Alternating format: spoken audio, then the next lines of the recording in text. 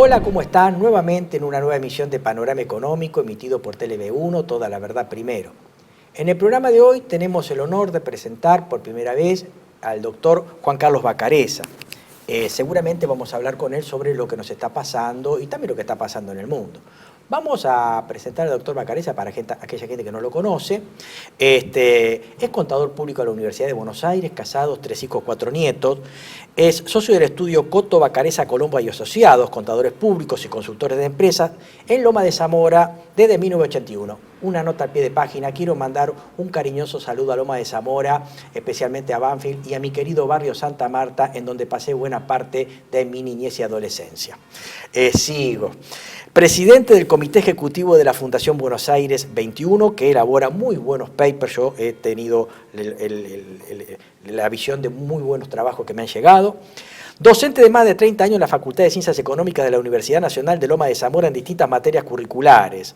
Y acá hago otra nota al pie de página, un llamado a la solidaridad de los decanos de la Facultad de Derecho de la Universidad de Buenos Aires, del decano de la Facultad de Ciencias Económicas de la Universidad de Buenos Aires u otras universidades nacionales, también la Universidad Católica y también la Universidad del Salvador, para que abran sus cátedras a este tipo de pensamiento nacional y desarrollista que lamentablemente no ocupa los grandes centros universitarios. En el doctor Vacarezza tenemos un ejemplo, y en otros muchos docentes que podrían tranquilamente abrir cátedras de pensamiento crítico frente al mainstream liberal imperante en las universidades.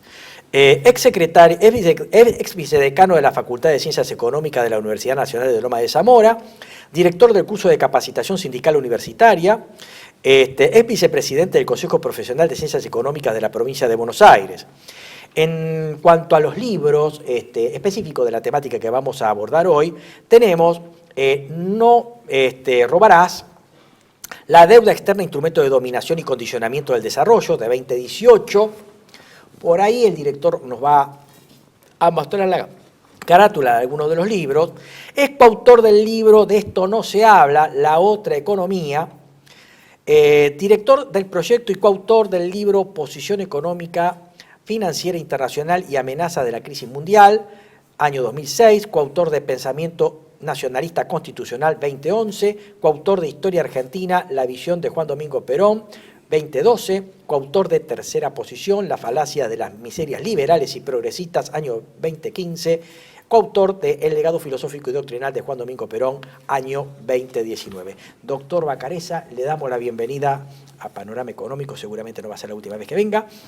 Gracias. Y tengo que decirle al espectador que al doctor Vacarezza yo lo conozco, pero a través de la difusión de conferencias, reportajes con Claudio Ponce de León, por ejemplo. He seguido sus reportajes, algunas conferencias que tiene colgadas en YouTube, pero en el día de hoy tengo también el honor de conocerlo personalmente. Muchas gracias y bienvenido a Panorama Económico. Gracias a usted, doctor, y para mí también es un honor estar en su programa y habernos conocido hoy. Yo también lo he visto muchísimo en las grabaciones de sus conferencias. Muchas gracias por su paciencia. Sí, no, uno aprende. Yo te digo que tengo como, esto lo enseñaban los maestros del primario, cuando dices, yo soy bastante grande, ¿no? Qué lindo es aprender de los que saben. A mí me pasa. Y uno no termina de aprender. No. Creo que inclusive nosotros de la religión católica decimos que hasta se aprende en el último suspiro de la vida, se aprende a morir. Así es. Se aprende a morir. Así es. Entonces, en ese sentido yo siento siempre que soy alumno. Escuchar a los que saben, a los que más saben, cosas nuevas, estudio permanente, lectura de libros. Nunca se deja de aprender. Siempre somos alumnos. Coincido con usted. Sí, siempre somos alumnos.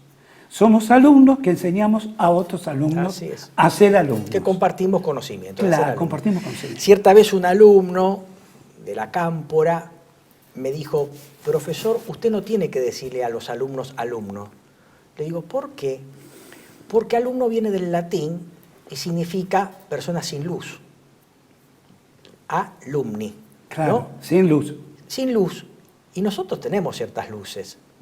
Entonces le digo, mire, en realidad todos no tenemos luces y todos somos alumnos. Y ahí terminó la charla, ¿no? Claro, claro. Doctor Vacarezza, para empezar, ¿cómo ve usted a este plan de gobierno? Si es que es un plan, una serie de medidas, y si es que usted evalúa que esto es un plan o un mero soltar de determinadas medidas para alentar planes financieros específicamente. No, mire, realmente no es un plan, si uno le da carácter de plan, tiene que decir que es un plan financiero y fiscal. No es un plan integral, doctor.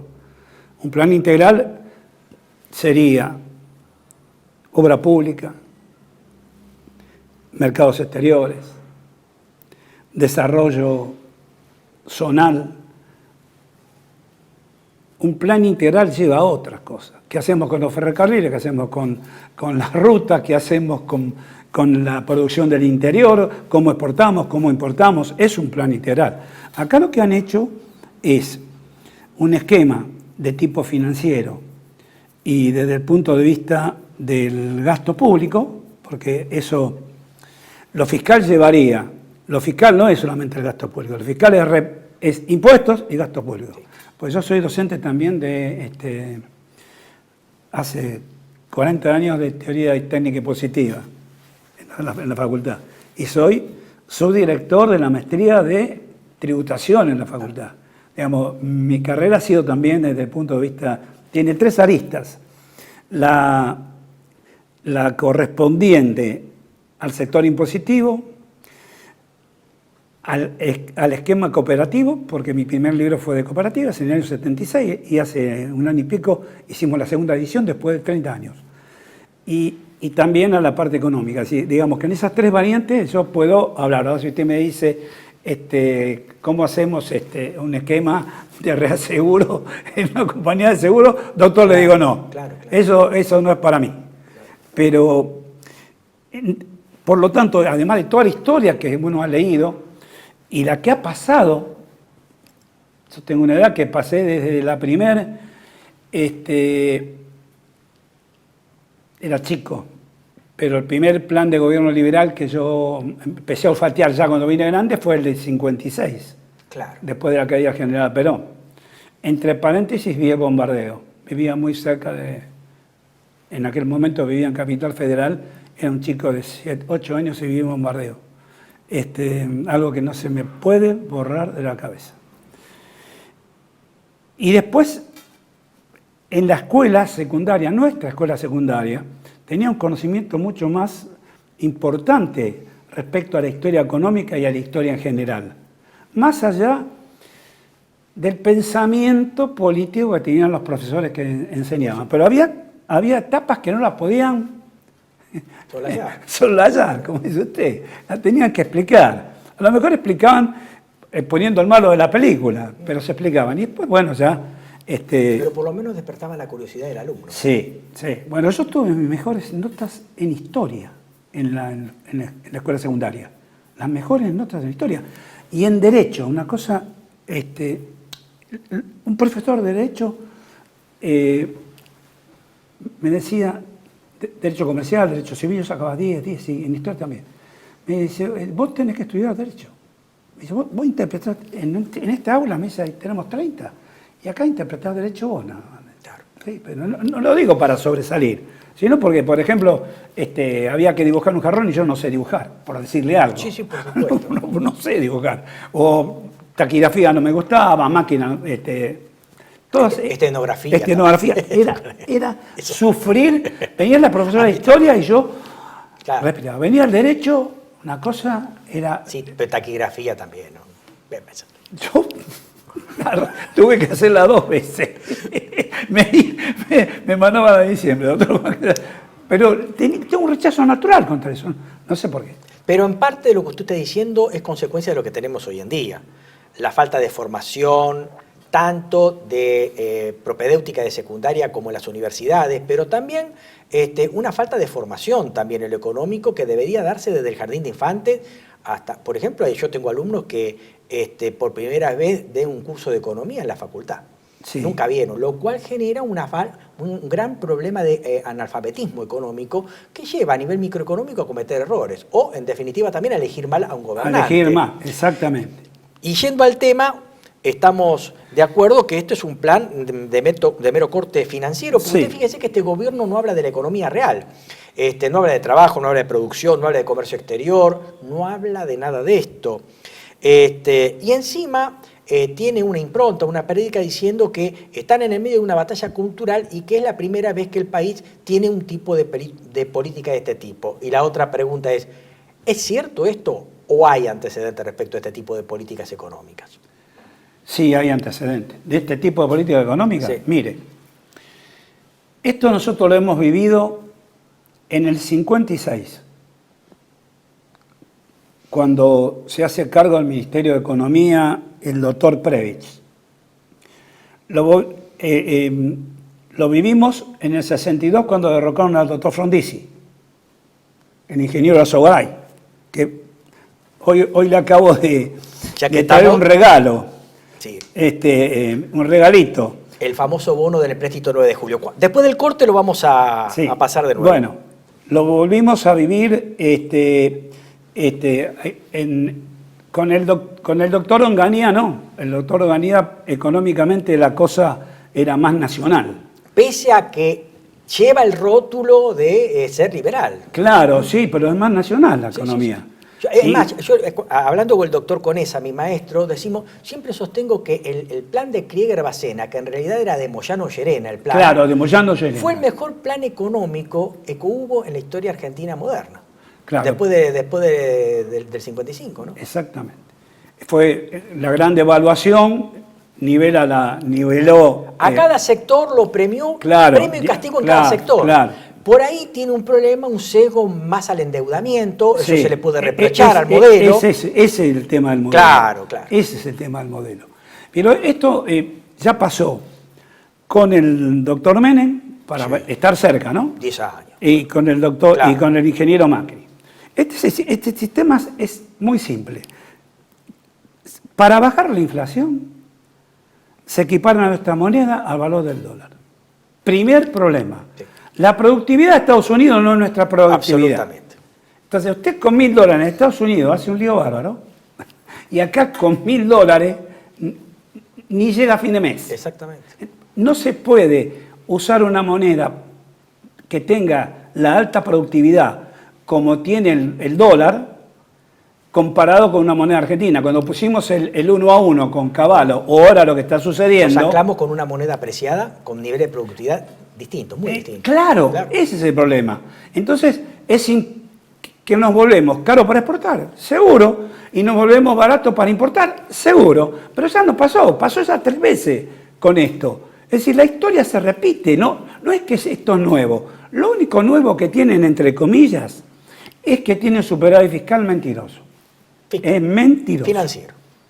Porque financiero no lo pagan. Porque la recaudación sigue para pagar los gastos del Estado, sí. Pero los intereses los paga, no. Paga la mitad. Y la otra mitad se refinancia. Y la deuda flotante, esa deuda que tiene el Estado que no la paga, ¿cuánto llega hoy? 1.600.000 millones. De facturas de proveedores que no están pagas. Entonces así cualquiera tiene superávit. Es una mentira atroz que hay superávit fiscal. No se pagan ni se refinancian. Vamos a hacerle un guiño, la mitad de los intereses de la deuda, y además hay una deuda flotante de 1.600.000 millones. Es impresionante. Si llegan a pagar esa deuda, no tienen plata. Y aparte, doctor, un default selectivo y una estatización de la deuda externa privada a través del BOPREAL. Exactamente. Que nadie dice eso. Bueno, el BOPREAL fue para eso. Es el esquema que hizo Cavallo en el año cuando saca el 1 a 1 y absorbe el Estado. El presidente era González del Solar y él era un director, pero de la idea fue Cavallo, que el Estado absorbe la deuda privada para volver a poder estar ¿cómo es? Volver a expandirse de nuevo en deuda en el mercado internacional. Pero bueno, esa deuda la tiene el Estado. Y Sí, hay claro. otra gran mentira. Mire, ya le dije una mentira de la deuda flotante, una mentira de el superávit. Y la tercera mentira, se han apropiado de ganancias del Banco Central nominales, que son por revaluación de activos. Le han absorbido eso que criticaban en el gobierno anterior, que cuando había una sobrevaluación de activos se tomaba como ganancias. Esto en contabilidad nosotros lo vemos que es el ajuste por inflación. Claro, o resultados por tenencias. Claro, exactamente. O por revalúo de activos. Bueno, ellos... Que en realidad son ganancias contables, porque no están realizadas, porque no se han vendido esos Entonces activos. hacíamos esa crítica antes, pero ahora no, ahora distribuyeron. Pero billones de pesos distribuyeron, le dieron a la tesorería. El mismo mecanismo que hicieron antes, lo hicieron ahora, que criticaban antes. Entonces, esto es... Eso es una emisión encubierta. Exactamente, emisión encubierta. Del mismo modo, cuando yo emito para el M3, o sea, emito para el que tiene un plazo fijo y lo retire, también eso es emisión. Lo que pasa es que hasta el momento no he emitido porque la gente sigue en el plazo fijo, pero en el momento en que lo retiro yo tengo que emitir. Cuando dicen que no hay emisión secundaria, yo siempre le pongo un ejemplo. No, los bancos no crean con el tema de encaje de emisión secundaria. Digo, miren qué fácil, le digo a los alumnos. Alguien deposita 100 pesos en un plazo fijo. El banco manda 30 pesos al Banco Central y 70 los presta. Los manda, uno toma un crédito y se lo acreditan en la cuenta. Si el señor de 100 y el señor de 70 van el mismo día a sacarle el dinero, no están los 100, los 170, están los 100 nada más. Los 100 que están y los 30 que pueden sacar del Banco Central. Entonces piden por ventanilla, va el redescuento y yo emito y se lo doy. ¡Claro! A ver, esto es de manual, esto es por no saber economía. Un sistema bancario que tiene encaje fraccionario genera emisión secundaria a través del multiplicador. Esto es básico. Pero es recontra básico. Dicen que no. ¿Usted lo escuchó al presidente decir que es mentira eso? Sí. A un economista decir, porque si lo hubiera dicho un ingeniero o lo hubiera dicho un abogado, yo puedo entender lo que él no... Por supuesto. No, por el expertise no lo entiende. Pero que lo haya dicho un economista... Sí, no, realmente es... Mire, no es equivocación, es aberrante. Yo creo que es mala fe. Mala fe, obviamente. Mala fe. Obviamente. Porque esto lo estudió.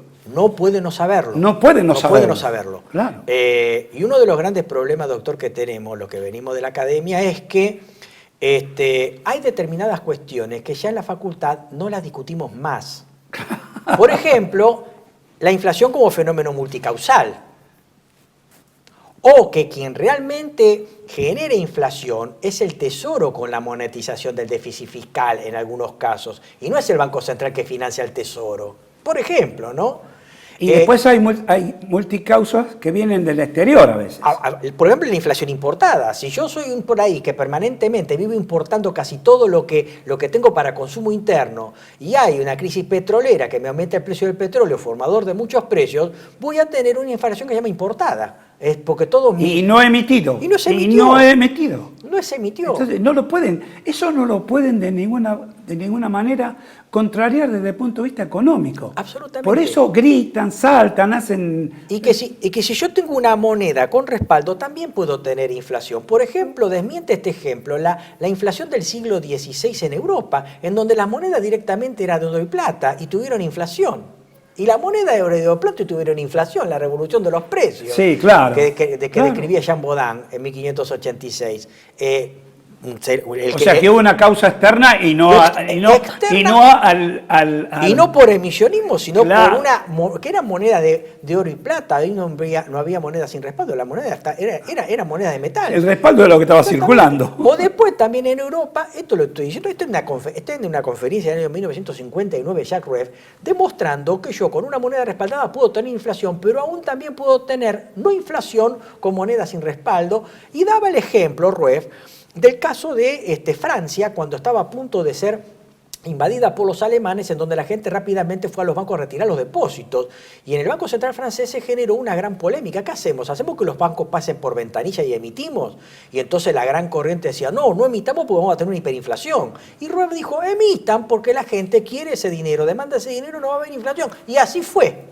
Entonces, porque no era para gastar, era para reserva de valor. Exactamente, claro, para atesoramiento. Y no hubo inflación. Obviamente, después de la guerra tuvieron que absorber todo eso porque ahí sí hubieran tenido la hiper, ¿no? Claro. O sea, a lo que voy es que estas cuestiones y muchas más no se discuten en la facultad. Sin embargo, lamentablemente, este tipo de políticos, y a través de los medios de comunicación y los periodistas especializados en esto, le han metido un montón de ideas equivocadas a la gente en la cabeza que lo han tomado como mantra o como religioso, ¿no es cierto? Y entonces, gente como usted, como yo, quedamos en ridículo tratando de decirle a la gente que no se puede abatir al sol apedreándolo, no se le puede tirar piedras al sol. Nosotros somos como los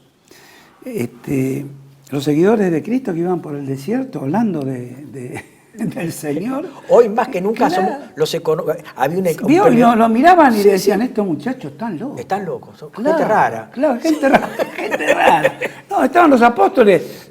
Jesús le dijo, caminen, hagan el camino, vayan. Y se paraban en los pueblos y hablaban y la gente, este está piantado, este está desvariando. ¿Qué está diciendo? Que Dios murió, resucitó. ¿Qué está diciendo? Así es. Bueno, nosotros somos lo mismo. Había un economista, premio Nobel, se llama Stigler, que escribió un libro que se llama El economista como predicador. Hoy en día estamos mucho como predicador y en decir, y tenemos que estar diciendo, mire, esto está mal, esperemos, porque se va a dar la verificación empírica. Y lamentablemente tenemos que cruzar los brazos a esperar el desastre, ¿no? Claro, porque no podemos actuar. No. Porque esto va a llevar a que se importe más de lo que se exporta. Así es. En el 24... Estamos importando peras de China. En el 24 exportamos 80.000 millones, redondeo, e importamos 60.000 y pico. Quedaron 18.000 millones 900 de superávit comercial. Es una cifra bestial. La jugaron en la... Sí, en la timba. En la timba financiera y en el dólar blend, el dólar que le pagaban de más a los del campo. No, podíamos tener 20.000 millones y la jugaron para mantener el dólar bajo. Pero esto lo vimos con Cavallo, lo vimos con los Sturzenegger y Caputo, con Macri, pero ya se vio. Yo lo que no puedo entender, entiendo al hombre simple, a la mujer simple, que va a comprar y no sabe, pero los empresarios argentinos, no sé si tenemos empresarios argentinos, doctor, porque cualquier empresario, yo asesoro empresarios que algunos se han dado cuenta, esto ya lo pasamos, pero son los menos, Le voy a decir, el empresario argentino, van a hablar, este muchacho va a hablar, este pibe que está circunstancialmente de presidente. Ante los ejecutivos de empresas y lo aplauden. Es una cosa de loco.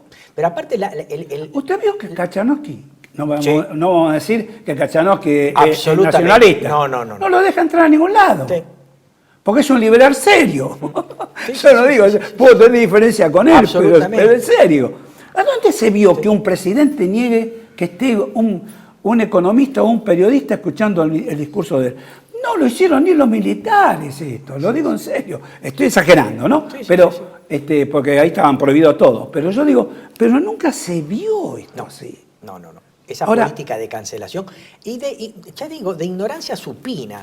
Porque uno puede ser ignorante, pero tener la modestia de querer aprender. Pero esto es una ignorancia dolosa, malintencionada, es supina. Claro. ¿Cierto? Es supina, realmente.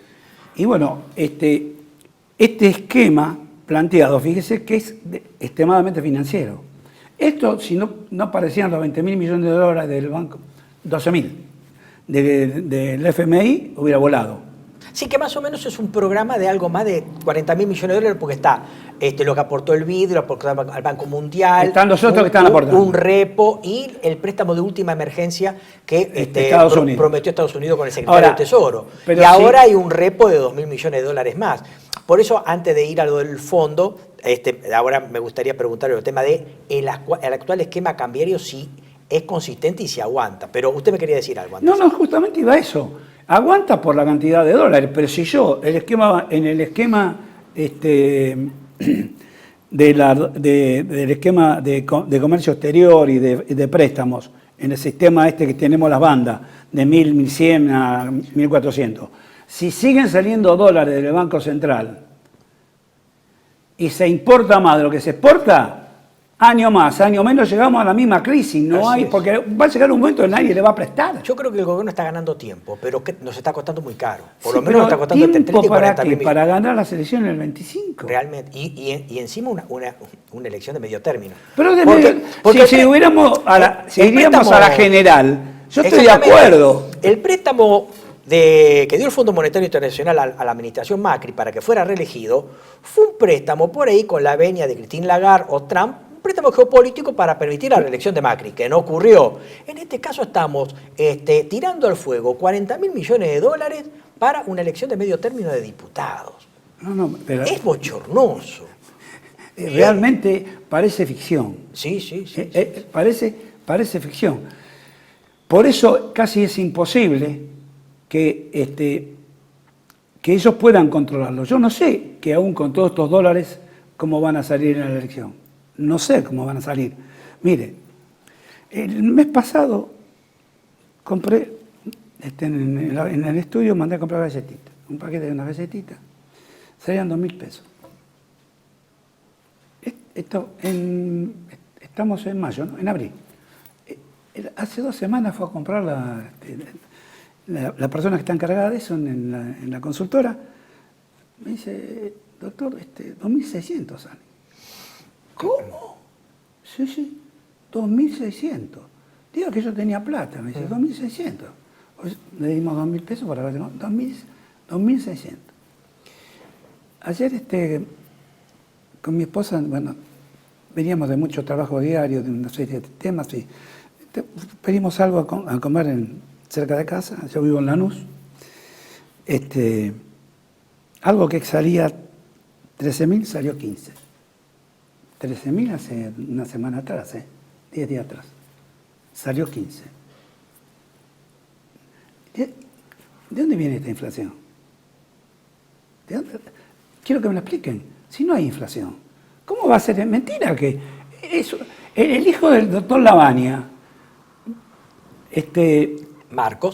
Marquito Lavagna, históricamente va a tener un problema. Sí, porque le está midiendo mal. Cuando él deje el trabajo, las cosas vienen después, no vienen en el momento. Las cosas vienen después. Está utilizando una base del año 2004 que sufre una seria obsolescencia. Sí. Se está subvaluando la inflación. Pero claro, es que está usando el costo de un CD que no se usa más. Exactamente. Bueno, de cualquier cosa que no se usa. Pero mi esposa me dice, ya hace meses, ¿no? Dice, esto están midiendo mal, Juan. Claro. Porque ella que hace la compra, va y viene, encarga, dice, esto está superado, es mentira esto. Y no es economista, es perito mercantil. Dice, es una vergüenza. A veces lo mira, cuando está hablando algo, cambia. Dice, no lo quiero ni ver. Claro, es que no medir bien la inflación impacta sobre, en primer lugar, la actualización de los salarios, porque no hay con qué medir la evolución del salario nominal por la inflación. Pero también se genera un problema externo para nuestro país, porque los bonos que están en pesos son ajustados por SER, y la materia prima para elaborar el SER es la inflación. Si yo estoy midiendo mal la inflación, estoy actualizando mal esos bonos. Por lo tanto, podemos llegar a tener demandas internacionales contra nuestro país por una mala medición de los bonos. Mira lo que le pasó a eso iba, Lo que le pasó a y tenemos un juicio perdido en el exterior por ese tema, por el tema de la medición de bonos. Sí, con Kicillof y Moreno. Exactamente. Claro. Doctor, vamos a hacer una pequeña pausa Sí, ¿cómo y ya no? retornamos. ¿Cómo no? Nos vemos, hacemos una pequeña pausa y retornamos con Panorama Económico. Gracias. TLV1 se complace en anunciar que estará transmitiendo en su canal TLV1 Clips valiosos programas emitidos antes de la censura sufrida. El lienzo prohibido, el revés del derecho, combates por nuestra historia, disenso, historias de Malvinas, entre otros que podrán encontrar en este enlace.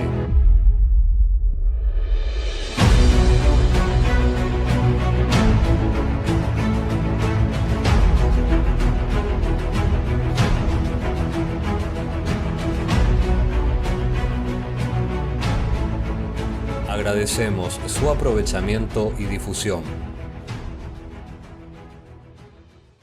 Bienvenidos a CEPA, Centro de Estudios del Pensamiento Americano.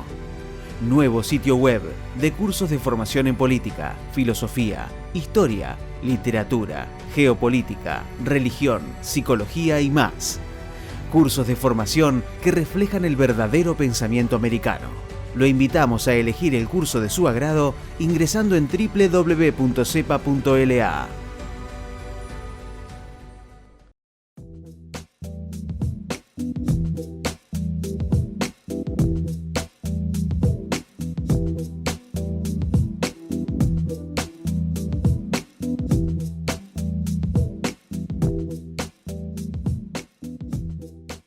Decir siempre la verdad primero tiene un precio.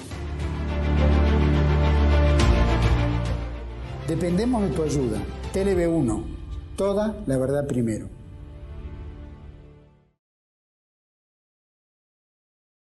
Volvemos a Panorama Económico, segunda parte, luego de la pausa. Y lo que queríamos mostrar, en primer lugar, es un documento valiosísimo, porque generalmente de este tipo de documentos se habla, pero no hay una documentación que lo respalde. Bueno, el doctor Vacarezza nos ha traído una fotografía de un bono con el que se pagaban a los empleados públicos en la época del ministro de Economía, Alzo Garay, que eran los famosos bonos del empréstito Buen 9 de julio, que generó una quita de los salarios de los trabajadores y que, bueno, el doctor Vacarezza seguramente nos va a explicar mejor de qué se trataban esos bonos, en donde existía un verdadero desagio o una quita a los empleados estatales, que hoy en día se está dando a través de la quita de horas extras, viáticos o directamente, en algunos casos en el sector privado, a través del despido directamente, ¿no? ¿Qué fueron esos bonos? Bueno, mi padre tuvo una carrera de empleado público, inclusive con funciones importantes, ¿no? Y en aquel momento el sueldo se pagaba la mitad con dinero y la mitad con los bonos. Pero los bonos no los aceptaba nadie. Claro. Entonces había que ir a venderlo al mercado financiero no oficial. Claro. O serían las cuevas de oro. En las cuevas de oro. Claro. Y por cada bono se pagaba la mitad. Es decir, que yo siempre hago este cálculo. Si mi padre ganaba 100 pesos, 50 venían en pesos y 50 en bonos. Cuando iba a vender los 50 en bonos, le daban 25. Entonces, el sueldo de un empleado público perdió el 25% del ingreso. Eso pasó en mi casa. Y mi padre era un empleado público, como había cientos de empleados públicos. Porque los bonos no los tomaba ni el almacén, claro, ni la verdulería, ni nada. Había que venderlo a lo que hoy serían cuevas, que en aquel momento había muchas de esas cuevas por el barrio 11. Y llevaba los 50 y venía con 25. Claro.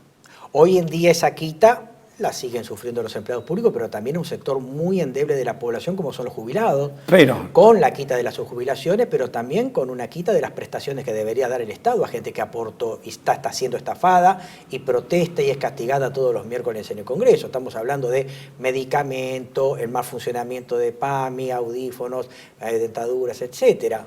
Y gente que no puede alcanzar a comer. Directamente esto está generando un serio daño en la población. Este plan, entiendo yo, Juliano piensa lo mismo, es una verdadera transferencia al sector financiero, sí, y bueno, una verdadera quita al sector de la economía real, trabajadores, jubilados, niños que actualmente están siendo malnutridos, por lo tanto apuntan a ser futuros esclavos de este sistema, ¿verdad? Y la historia vuelve a repetirse, a eso es lo que vamos, por eso recién mostramos este bono. Y acá el doctor, en uno de sus libros, nos va a hacer lectura de algo que pasó hace muchos años atrás, pero volvemos sobre la idea de que la historia vuelve a repetirse, tropezamos siempre con las mismas piedras y este gobierno no trae nada nuevo, nada original. O sea, es una reedición de lo que ya pasó. Por favor, doctor. Gracias, doctor. ¿Qué nos va a leer? Te voy a leer del libro Económicamente Incorrecto, que ahí tenemos la imagen. Lo hicimos con el doctor Ragonesi. Es de la Fundación de la Facultad de Ciencias Económicas y la Fundación Buenos Aires 21. Entonces, el título es este. Sí. Es cortito, ¿eh? La crisis en la Argentina. Bien.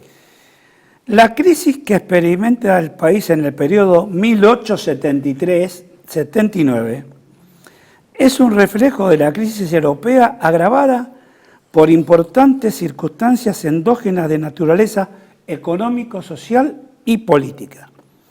Una variada gama de opiniones recorría los andariveles de la opinión pública referidos al torno de la causa de la crisis. ¿Vio cómo pasa hoy, doctor? Así es. Pasaba igual. Todo en aquel momento era por diarios, porque no había radio, nada. La opinión pública, que era opinión publicada. Publicada, exactamente. Claro. Hoy tenemos radio, televisión, streaming, bueno, todo lo que usted lo que sabemos. Estaban los que atribuían todas las culpas al gobierno.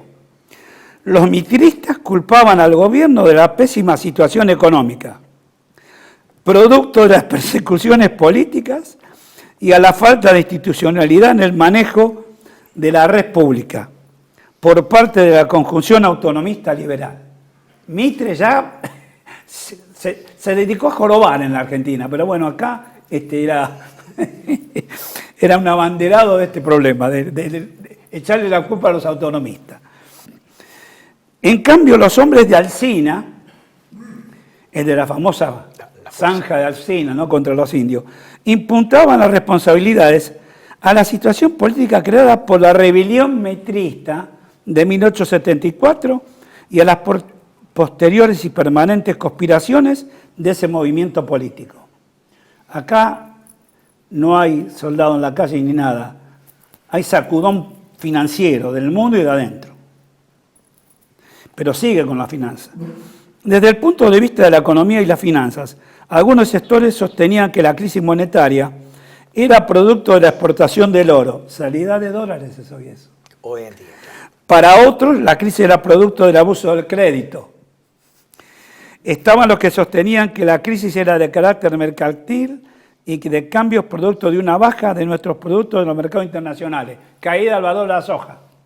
Hoy en día con la guerra de aranceles. Estamos hablando de 1873, doctor. Sí.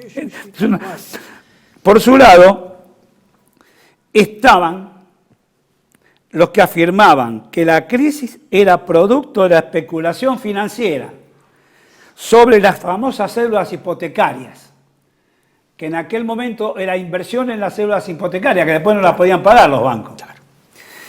Originada en el exceso de emisión. Y por último, podemos involucrar a los sostenedores de la opinión que la misma era consecuencia de la especulación con la tierra. Querido reventar, 1873, doctor. En donde había una crisis internacional provocada por la especulación ferroviaria de Estados Unidos para algunos. Y pero fíjese que había 5 conceptos distintos. Y hoy es lo mismo.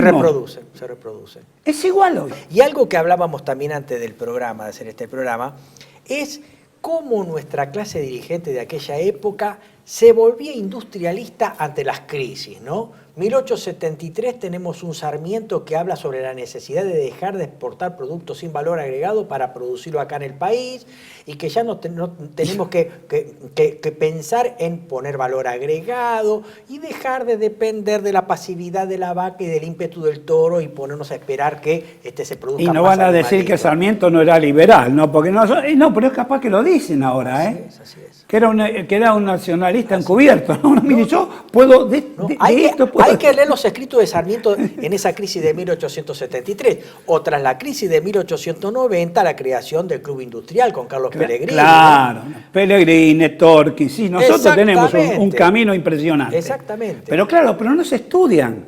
No se estudian, doctor. Usted en la universidad...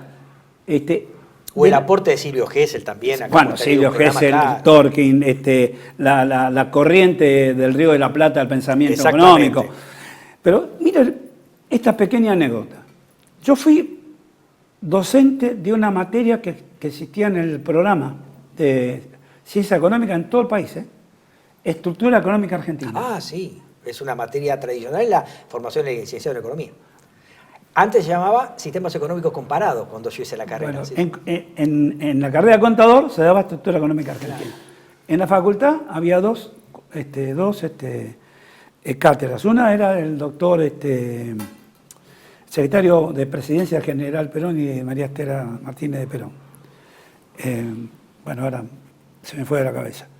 Y otra más liberal. El secretario que quedó preso con la Presidente en el helicóptero. Bueno, ahora se me fue. Ya vendrá. Sí. Y yo fui nombrado en una cátedra. Se hace varios años de estructura económica, daba macro y daba estructura económica argentina. Y teoría técnica positiva. Entonces, resulta que se reúne la CONEAU, que es todas las universidades, ¿ve? Armonizan un solo programa para todas las... Claro. Y sacan estructura económica argentina. Y lo saca, sí. Sacaron estructura económica argentina. Bueno, no sé si usted sabrá que en la Facultad de Ciencias Económicas de UBA, en la carrera de Economía, sacaron cuentas nacionales. No, sí, como se lo estoy diciendo. Es optativa. No la sabía. No, sacaron cuentas nacionales. Facultad de Ciencias Económicas, UBA. Pero, ahora, si usted escucha a la gran mayoría de los dirigentes de las universidades nuestras, no son liberales, son socialdemócratas. Pero son sanguinistas del mainstream liberal, en el fondo. Por eso le digo, ustedes son socialdemócratas, pero... Son seguidores del mainstream liberal. Por eso la impronta, la prédica que hacemos de este programa, miren que tienen que abrir cátedra de pensamiento nacional en económico, industrialistas, desarrollistas. Acá tienen al doctor Bacareza. O sea, la Universidad de Lomas de Zamora es un verdadero ejemplo en el marco de todas las universidades nacionales de cómo se debe enseñar la buena economía, ¿no es cierto? Yo macro tengo libertad de... Claro. Mire, si hay algo que tengo que... hace muchos años que estoy, fui vicedecano, pero con las autoridades tenemos una libertad de cátedra impresionante. Está el doctor Conesa, está el doctor Giuliano. Simplemente el doctor Ragonesi. Exacto, hay que reclutar a esta materia gris y volcarlas en la universidad, en cátedras libres y paralelas dentro de la currícula oficial. Por eso hablo Pontificia Universidad Católica, Universidad del Salvador, y digo porque estas universidades tienen por centro al ser humano como máximo objetivo de la creación divina, ¿no es cierto? Nosotros, las autoridades dirigen bien en una apertura de los chicos del conurbano. Fue la primera universidad. Así es, la Universidad de Lomas de Zamora, exactamente. Pionera. Empezó con la carrera de ingeniería agraria. Después vino económica, tiene 51 años económica ya. Después creo que vino sociales, después vino ingeniería industrial, derecho e ingeniería industrial. Tenemos cinco y tenemos un campus hermoso. No se puede decir nada de la conducción, nada. Y de la defensa de la universidad pública, nada. Pero a todo, a todo, digamos. Por eso soy consciente que tanto en el rectorado, soy asesor de un vicerrector yo también. Pero no, y que hay incorporación de chicos del conurbano de toda la vida. No será negado nunca. Nosotros tenemos un curso de introducción en 2 materias, contabilidad y matemáticas, a ver cómo están. Claro, pero para nivelar. No hay notas. Lo que tiene que asistir el 75% de la Claro. El que no asiste el 75% está... Cuando yo fui vicedecano se puso eso. Pero está bien, está abierta para todos, pero por lo menos venía al curso de nivelación. Por supuesto. Por lo que busca es nivelación. Claro, estamos haciendo nivelación, no te estamos tomando examen. Nivelación. Mire qué importante, ¿no? Porque cada vez es tremendo cómo llegan los alumnos del secundario. Sí. Y a usted le debe pasar lo mismo. Sí. Pero los que se enseñan las primeras materias, contabilidad, historia, matemáticas, vio las primeras materias de carrera. Hay que empezar de nuevo. Si usted habla con los colegas, el otro día tuve una reunión grande, 8 horas, sobre inteligencia artificial, que se hizo un evento grande el sábado pasado. Y después hablamos yo a los de matemáticas los sembramos, son mis amigos, la mayoría son colegas. Digo, qué bien que la pasan ustedes. Yo le digo, broma, ¿ustedes saben la tabla del 8? discúlpeme doctor, un poquito No, obviamente. de risa. Pero es gravísimo, ¿eh? Lo que cuentan de cómo llegan los pibes. Sí. ¿Cómo se llega? Volviendo al tema, nos dice el gobierno que no hay más cepo. ¿Es cierto? No, sí hay cepo. Las empresas no pueden girar dividendos al exterior, solamente van a poder girar el año que viene. Claro, cuando cierren balance. Cuando cierren balance del 25. Así que hay un cepo ahí. El otro cepo es el que viene y trae dinero financiero, tiene que tenerlo 6 meses. Mira casualidad. Lo trae acá y 6 meses cuando hay elecciones. Octubre. Sí, Imagínese lo habíamos cuando, dicho acá. Imagínese Sí. cuando empiece a irse eso. Es un puerta 12 esto. Claro, Sí, claro. Sobre que previo a las elecciones la gente O o las empresas mandan a dolarizar cartera, imagínense este capital que puede volver al MULC recién en octubre. Mire, ¿y cómo no va a haber cepo si yo estoy entre dos bandas? Si pasa 1.400 o baja de 1.000. ¿Cómo se llama eso? No habría cepo si hay dólar libre. El sistema de bandas de por sí es un cepo, claro.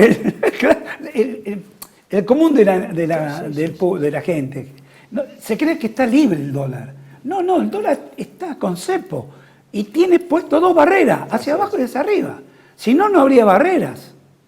Si fuera libre. Y encima un mercado en el que el gobierno artificialmente lo ha achicado, porque por ejemplo las empresas respecto de la deuda anterior, de importaciones y de giro al exterior de dividendos y regalías, no puede ir al mercado y le dieron el BOPREAL, ¿no es cierto? Entonces ahí la demanda le quedó dieron un bono y sacaron la deuda que tenían, sobre todo los importadores. Y han permitido que las personas físicas puedan acceder, pero en realidad pensemos, si una persona común puede llegar a tener un ingreso mensual de 600.000 pesos, para comprar $100 prácticamente absorbería buena parte de su ingreso, que lo debería destinar para pagar un alquiler, expensa, luz, gas, agua. Entonces directamente es una especie de mercado que se ha achicado artificialmente, ¿no? Y con los BOPREAL, las grandes empresas están pagando impuestos. O sea que hay recaudación tributaria que no ingresa. Claro. Tengo el total de la recaudación tributaria para una parte importante que está pagada por los títulos que emitió el Banco Central para pagar las importaciones. Entonces, mire usted, yo le pongo 100 de recaudación y resulta que en dinero efectivo a lo mejor entró 85 o 90. Y los otros fueron títulos que rescaté porque está permitido una cantidad determinada, no todos, pero anualmente o mensualmente con el IVA, pagar con BOPREAL. Entonces, es mentira la recaudación que tengo. No es todo en efectivo, digamos, en efectivo cuando hablo de dinero moneda puro. Claro. Entonces, mire, son todas falacias o semiverdades, que es peor que una falacia.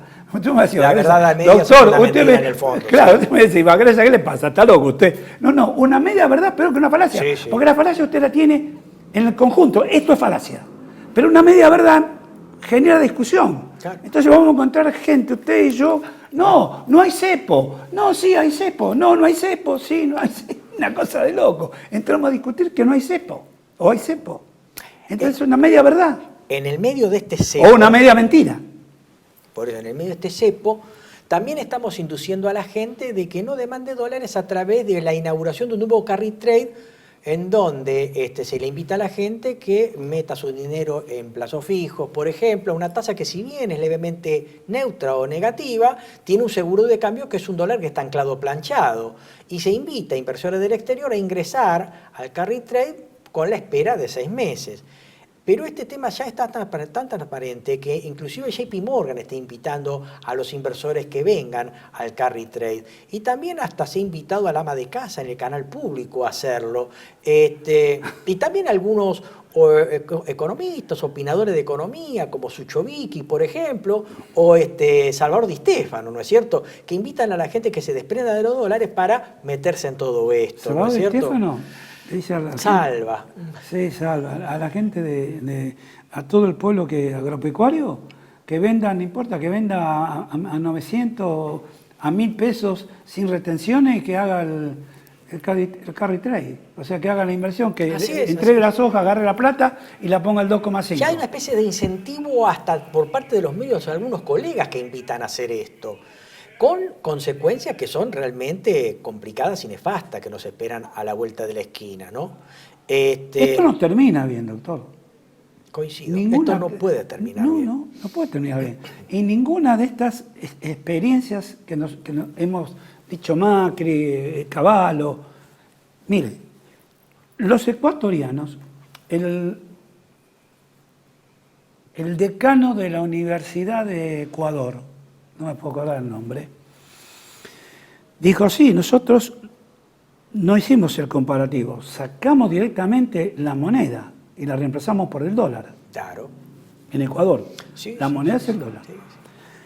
El decano de las facultades económicas máximas de Ecuador dice, sí, paramos la inflación, pero ahora tenemos inflación en dólares y no podemos emitir. Exactamente. Y no pueden emitir.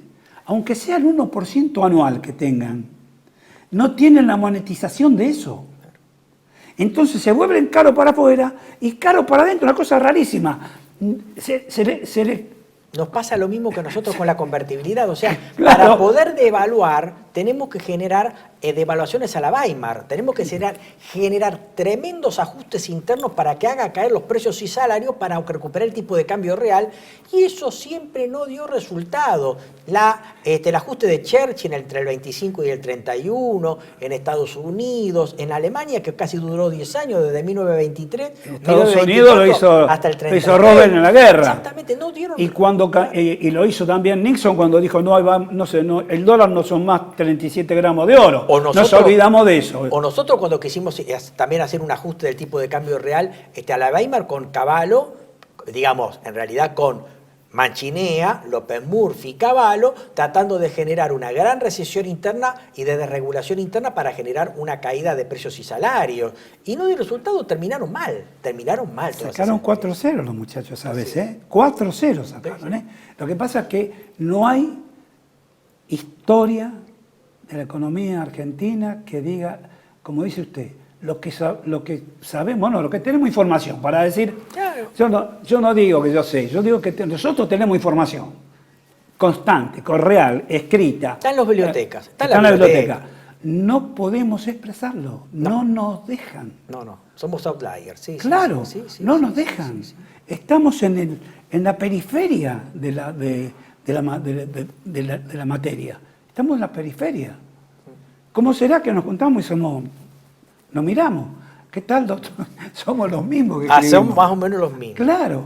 Ahora, esto es un problema también del tema universitario. Por eso hablo del tema de fondo, porque lamentablemente este tipo de ideas está siendo captada por algunos políticos y sus seguidores ignorantes y también por los medios de comunicación que reproducen este mindset liberal.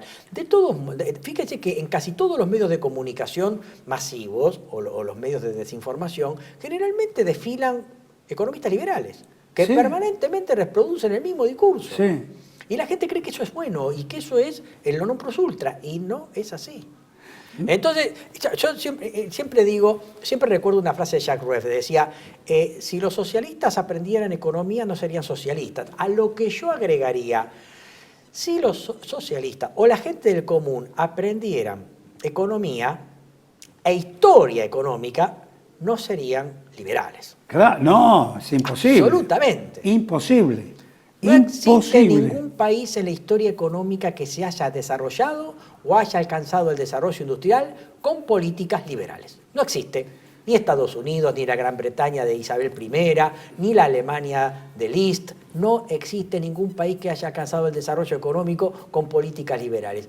Como más o menos decía Friedrich List, el liberalismo es un discurso para el desarrollo del subdesarrollo de los países. Claro, tenía razón List. ¿Qué razón cuando tenía? estuvo en Alemania, de acá, los liberales. Porque fue a Estados Unidos claro, y vio lo que hacía Alexander Hamilton. Claro. Fue a Alemania en 1820 claro. y pico y vio eso y dijo, y él tenía una formación clásica como la ha tenido usted, como la tengo yo, y hay que tener un sentido crítico, más allá de recibir la cartulina escrita en inglés, venir acá y tener un sentido crítico de saber qué nos conviene hacer y qué no nos conviene hacer como país, ¿no? Seguramente. Y ahí List elaboró la teoría de la escalera. Y tan cierto que tiene una aplicación tan práctica? No ha perdido Por eso no se puede leer a Lis. No dejan. No. Ahora sí se puede leer a Marx. Exactamente. Pero fíjese usted. Acá decimos, lean el libro Sistema Nacional de Economía Política de Friedrich List. Claro. El Entonces, padre de la industria del desarrollo claro, alemán. miren qué bien. Se puede leer lo liberal y lo marxista. Así es. Ahora, lo nacional, no. Exactamente. Ni de economía, ni de política, ni de sociología, ni de historia, no. Lo nacional, no. Yo doy una materia con el director de la carrera de tributación, de la maestría en tributación, el doctor, ando con los apellidos hoy, bueno, mira cómo estaré de la locura económica que pasa, me me olvido ocurre lo mismo. Casabé, con el doctor Casabé. que profesa otra ideología, pero somos grandes amigos y es bastante nacional, él es igual, a pesar que viene de un ala del radicalismo. Pero mira cómo será que yo soy del lado de lo nacional y peronista y damos una materia, sistemas tributarios. Sistemas tributarios.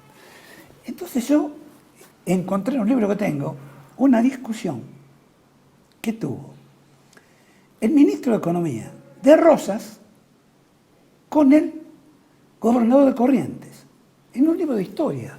Un día leyendo, encontré esa discusión. Rosas. El ministro de Economía era Rosas y Patrón, el ministro de Economía de Rosas. Ferré. Y Era Ferré, ¿no? Ferré. Sí. Famosa polémica. Claro. Sí. Mandame, ustedes tienen el puerto, recaudan y nosotros no. Y vos me parás los barcos que vienen a llevarse la mercadería y le cobrás.